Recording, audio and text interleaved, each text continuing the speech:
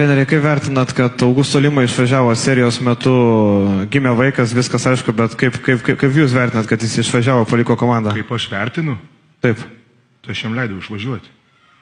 Bet ar normalu, kad pusfinaliai išvažiuoja žaidėjas vis tiek? O tu turi vaikų. Tai kaip turėsi vaikų, jaunuolį suprasi. Nes čia yra maksimumas, ką žmogus gali patirti. Wow, geras klausimas tikrai. Tu galvoji, krepšinis yra svarbiausia gyvenime? Pusfinalis? O kam jisai yra svarbus? Kuriai? Tu matei kiek žiūrovų? Svarbu? Ar žmogui? Tai tu kaip vaiką pirmą savo pamatysi, tai tu suprasi, kas yra gyvenime svarbiausia. Ateik su manim pašnekėti tada. Nes nieko negali būti didingesnio pasaulyje kaip vaiko gimimas. Patikėk manim.